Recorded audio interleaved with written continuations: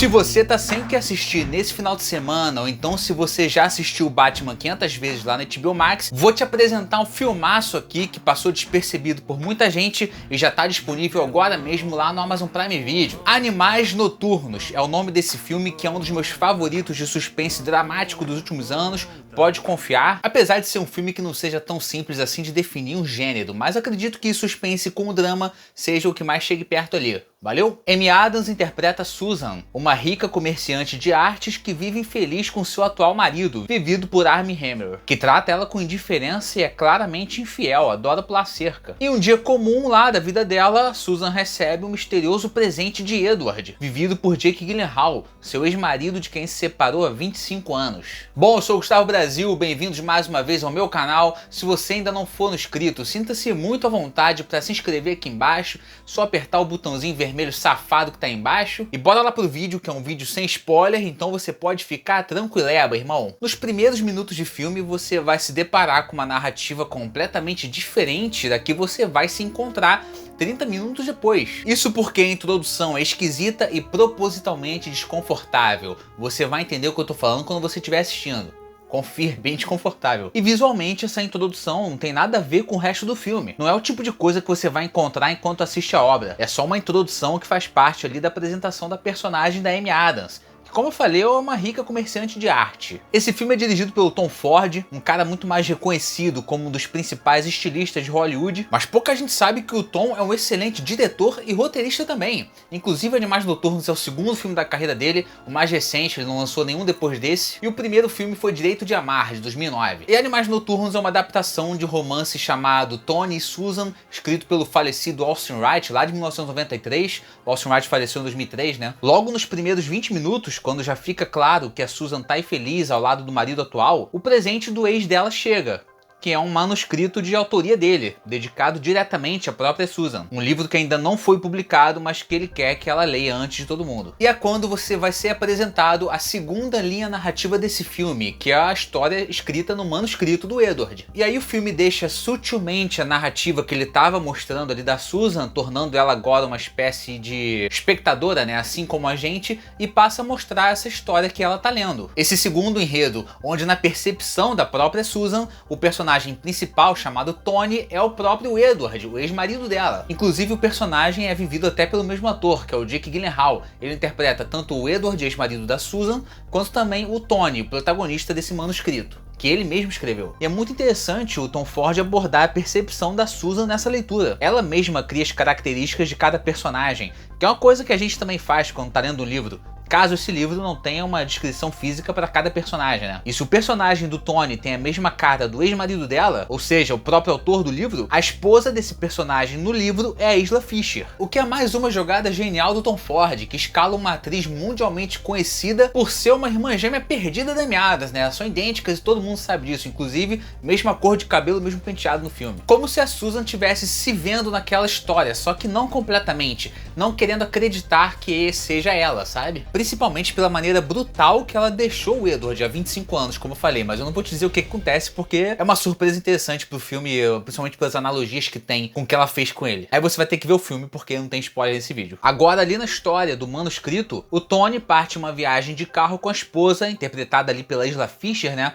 E pela filha do casal, uma adolescente também de cabelos ruivos. E por escolha da filha, eles decidem viajar de noite, pegando a estrada no deserto texano, o que acaba deixando ele sem sinal. E é aí, irmão, que o verdadeiro enredo começa. É agora que o bicho vai pegar e o filme vai se transformar numa coisa completamente diferente do que estava sendo apresentado pra você meia hora atrás. Nos primeiros 30 minutos, que eu quis dizer. Meia hora atrás você não tá vendo o filme ainda. Porque nessa estrada escura e deserta, a família Hastings se desentende com o pessoal barra pesada que estava causando um pouquinho ali na pista. O que resulta em um pequeno acidente onde ninguém sai ferido, tudo bem. Só que nesse outro carro tem 3 caras. Um deles interpretado pelo Aaron Taylor-Johnson, na melhor atuação da carreira dele, vale dizer, de longe. E agora, com uma condução de cena muito mais intensa do que eu posso descrever aqui em palavras, o Tom Ford toca uma discussão que aparentemente é desnecessária entre os personagens, que justamente por essa direção preciosa do Tom Ford, pela grande atuação do Aaron Taylor-Johnson, a cena brinca com os nossos nervos. Tipo assim, ah, tá tudo bem, eles se entenderam, não vai acontecer mais nada. Só que aí não, voltou a ficar nervoso, vai dar ruim ali. A cena toda fica brincando com esse tipo de, sabe? Sabe não? É sério, essa é uma das cenas mais tensas que eu já vi nos últimos anos, nesses filmes mais recentes, né? Porque ainda não tá acontecendo nada, mas o próprio som do silêncio da estrada, naquele vazio gigantesco, numa sensação de isolamento, e essa galera falando em tons ameaçadores com eles, causa uma ansiedade arrepiante, irmão. E não é só o Aaron Taylor Johnson que tem que ser elogiado aqui não. O Jake Gyllenhaal também tem uma atuação incrível, já é um ator incrível há muito tempo, tendo sido sim esnobado nesse Oscar 2017, né, porque o filme é 2016, e a Isla Fisher mostra ali um desespero nos olhos que faz você esquecer completamente que é um filme. E eu sei que eu falei que é um vídeo sem spoiler, e realmente é, então o que eu vou falar agora faz parte da sinopse, aparece no trailer e não é pra você se preocupar porque ainda tem muita coisa pra acontecer que eu não vou falar. Ainda tô no comecinho do filme, acredite. Depois de toda essa confusão, o personagem do Aaron Taylor Johnson, criando caso por nada, alegando que o Tony vai fugir com a família e não vai querer reportar o acidente, o que obviamente é só uma desculpa, né? Eles abandonam o Tony na estrada e levam a esposa e a filha dele no próprio carro dele, pra longe, deixando ele sozinho lá. Exatamente, abandonado. E aí o filme volta pra Amy Adams lendo essa história, né? Porque você tinha esquecido já que no manuscrito que ela tava lendo. Uma história que pra ela talvez pode ser real, ou então pode ser uma analogia, ele fazendo uma analogia com a história deles com esse livro. A história do Edward com a Susan no passado, no caso, né? E agora a gente volta a acompanhar o Tony abandonado no deserto, indo em busca da família, que foi levada naquele carro por uma gangue de malucos. E sabe-se lá o que estão fazendo com elas, né? Só que agora fica ainda mais interessante, porque o filme alterna entre a história do Tony em busca de justiça, no caso a história contada no manuscrito, né? E a própria história da Susan, nesse passado que ela teve com Edward. Então é um filme que você precisa ficar muito ligado assistindo. Você tem que prestar atenção o tempo inteiro nele, principalmente nos diálogos, nas coisas que são ditas e às vezes usando as mesmas palavras nas duas histórias. O que é importante pra você fazer essa ligação da analogia, né? O que uma história tem a ver com a outra. Então esquece o zap aí, assiste o filme completamente, sem parar, sem intervalo, porque é muito importante você entender as ligações que tem entre essa história que a gente tá vendo da Susan com o Edward no passado, né? E a história violenta que tá acontecendo ali no manuscrito. É importante pra você gostar do filme. E sério, fica realmente muito interessante essa caça ao sentido. Você vai gostar de fazer isso. Porque embora a gente tenha a tendência de seguir a interpretação da personagem da Amy Adams em se colocar na história como a esposa do protagonista, só o fato de ser interpretado por outra atriz já tem que te provar que não. A Amy Adams não equivale a personagem da Isla Fisher.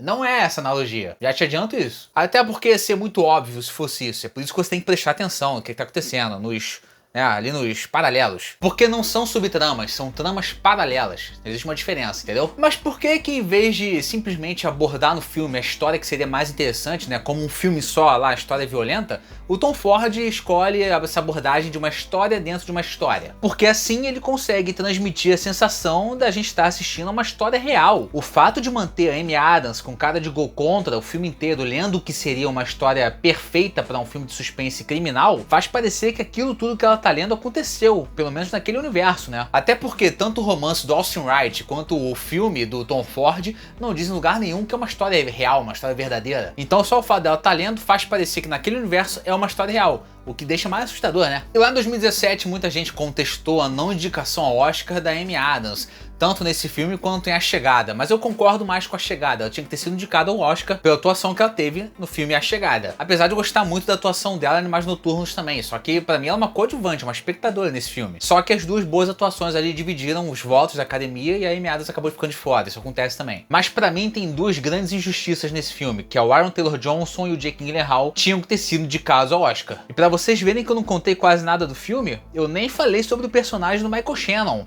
que esse sim foi indicado ao Oscar, pelo menos, e mereceu muito. Sou muito fã do Michael Shannon, inclusive. Cara, é um filme sensacional. É claro que você pode não gostar tanto quanto eu, então você pode odiar. Até porque eu elevei muito seu hype aqui, né? Mas não se esqueça que é um filme denso, violento, paciente, com ritmo paciente e ao mesmo tempo intenso, né? Sem edição picotada, mas eu confio nele, confio em você também, você vai gostar. Se você tá até agora nesse vídeo é porque você tá interessado no filme, então você gosta desse tipo de filme, então você vai gostar. Eu ia fazer um vídeo sobre Princesa da Yakuza, Yakuza hoje, né? O filme novo na Netflix, só que eu achei uma porcaria. Então acabei perdendo aqui um dia de vídeo e resolvi trazer essa pauta fria, né? Que é uma crítica barra indicação, porque eu acho que muita gente não viu esse filme, muita gente não dá nada por esse filme, mas ele tem que ser assistido. Animais Noturnos, o filme com um final também muito impactante, muito bom, mas também é interpretativo esse final, hein? Então é isso, galera. Se gostaram do vídeo, deixa um like aqui embaixo pra mim. Se inscreve também no canal se vocês gostaram do conteúdo. Tem uma cacetada de vídeo pra vocês assistirem por aí. É isso aí, até o próximo vídeo. Valeu!